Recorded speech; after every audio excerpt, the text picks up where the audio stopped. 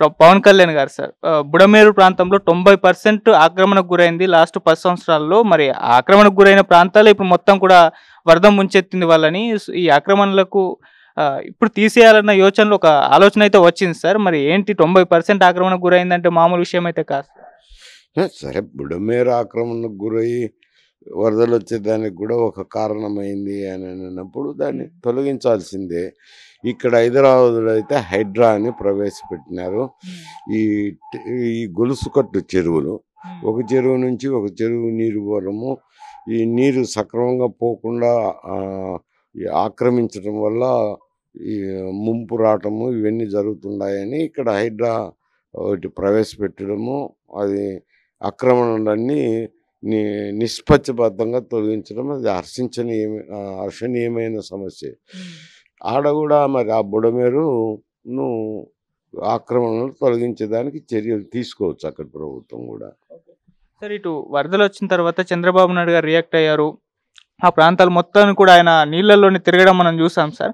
కాకపోతే పవన్ కళ్యాణ్ గారు అసలు ఎక్కడ కూడా కనిపించలేదు. ఆయన మౌనం వహించారు. తర్వాత ప్రతిపక్షాల నుంచి విమర్శలు రావడంతో అప్పుడు బయటకు వచ్చి ఆయన మాట్లాడారు. నేను కేవలం వెళ్ళకపోవడానికి గల కారణం, నేను అక్కడికి వెళ్తే అక్కడ సహాయక వాళ్లకు, చర్యలు చేసే వాళ్లకు ఆటంకం ఏర్పడుతుంది, పబ్లిక్ నన్ను చూడడానికి వస్తారు, అటువంటి టైంలో ఇబ్బంది పెట్టకుండా ఉండడానికి నేను వెళ్ళలేదు అని చెప్పేసి ఆయన చెప్పారు సార్. ఈ రీజన్ కూడా ఇప్పుడు మళ్ళీ విమర్శలకు తీస్తుంది. చంద్రబాబు నాయుడు గారే వెళ్ళారు, మరి ఆయన చూడడానికి ఎవరు రాలేదు, అటువంటి టైంలో ఎలా వస్తారు, వెళ్ళుంటే బాగుండేది అన్నట్టుగా చెప్తున్నారు. అది ఆయన ఒక మంత్రి, కాకపోతే హోదా ఇచ్చారు డిప్యూటీ సీఎం అని. డిప్యూటీ సీఎం వల్ల ప్రత్యేక ఇవేమి ఉండవు. ఎక్కువ మంది అక్కడ తిరిగిన మంత్రులు దానివల్ల సహాయ చర్యలు చేపట్టడానికి ఇబ్బంది జరిగే మాట వాస్తవము. ఆయన చెప్పిన దాంట్లో కూడా అర్థం ఉంది. ఆయన పాల్గొనలేదని ఎందుకనాలా? ఇప్పుడు చాలామంది మంత్రులు పాల్గొంటున్నారు, శాసనసభ్యులు పాల్గొంటున్నారు, స్థానికంగా ఉండేవాళ్ళు, ఏ ప్రాంతానికి సంబంధించిన వాళ్ళందరూ పాల్గొంటున్నారు. ఆయన పాల్గొనకపోతే వచ్చిన నష్టం ఏమిటి ఇది ఏదో ఒక కుశంకలు పెట్టి విమర్శలు చేయాలనే దానికే పనికొస్తుంది కానీ నిజంగా ఆయన రాలేదనేది కాదు. ఆయన రావాల్సిన అవసరం ఉంది. అది చీఫ్ మినిస్టర్ ఏదైనా ఆదేశం చేసి పలానా కార్యక్రమాలు చేపట్టండి అంటే ఆయన చేపట్టాలా. ఏమీ లేకుండా ఉన్న పలానా వరదలు వచ్చినాయని ఆయన వస్తే ప్రజలకు కొంచెం సహాయక చర్యలు చేపట్టే దాంట్లో ఈ యంత్రాంగానికి ఇబ్బందే కలుగుతుంది. ఎక్కువ మంది మంత్రులు తిరగడం కూడా డెఫినెట్గా ఇబ్బందులే. ఆయన చెప్పిన దాంట్లో అర్థం కూడా ఉంది. పలానా చోట కుంభవృష్టి వర్షాలు కురుస్తాయి, దీనివల్ల వరదలు వస్తాయి, ఇటువంటివన్నీ వాళ్ళు చెప్పరు. ఊరిక దాన్ని బట్టి ప్రభుత్వం చర్యలు తీసుకోవాలంటే కష్టమవుతుంది. కనీసం పక్కా ఇన్ఫర్మేషన్ ఉంటే తీసుకోకపోతే తీసుకోలేదంటే ఉంటుంది. మరి ఎంతమందికి వాతావరణ విశ్లేషణ గురించి తెలుసునో తెలియదో నాకు తెలియదు కానీ ఎద్దు ఈనిందంటే గాట కట్టేయి అన్నట్టు ఆ మాదిరి మాట్లాడుతుంటారు. వర్షం వచ్చింది సరే, ఆయన ముఖ్యమంత్రి గారు రంగంలోకి దిగినారు. జేసీపీలో ఎక్కి మొత్తం సిటీ అంతా తిరగటం అయితేనేమి, బాధితులను పరామర్శించడం ఏమైతేనేమి, అన్నం ప్యాకెట్లు సరిగా అందినాయా లేదా అని అడిగి తెలుసుకొని వాళ్ళకు సూచనలు ఇవ్వడం అయితేనేమి, మంత్రులను కూడా దాని మీద నిర్వహణకు పెట్టడము చూసుకుంటున్నారు. అది వారి శక్తి కొద్దీ చేస్తున్నారు కానీ ఏదో ఎక్కడో ఇంట్లో కూర్చొని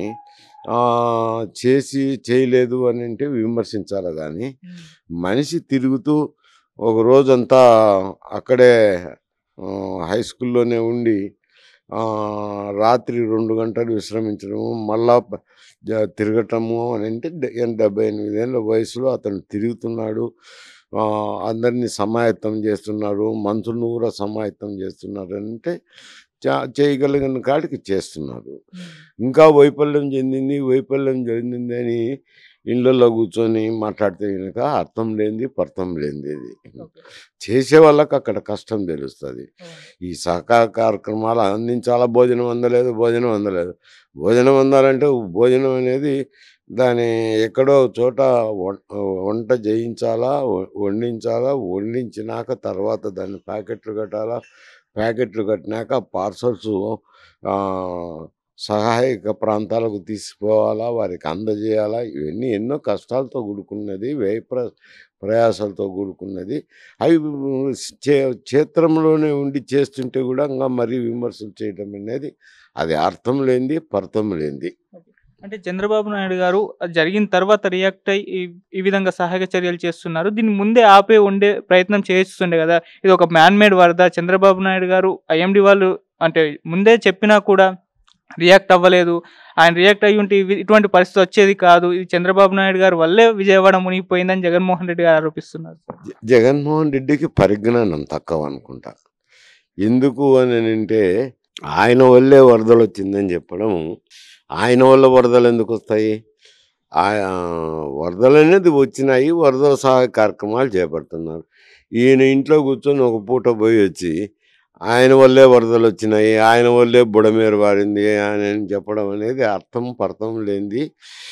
ఏదో ఒకటి వితండవాదము, ఆయన్ని విమర్శించాలని విమర్శించడమే తప్పనిచ్చి విమర్శించేదానికి ఏమి దొరక్క విమర్శించుతున్నారు. అది చేతగానితనం అని అంటారు. అటువంటి విమర్శల వల్ల ప్రజల్లో మంచి పేరు కంటే చెడ్డ పేరే వస్తుంది.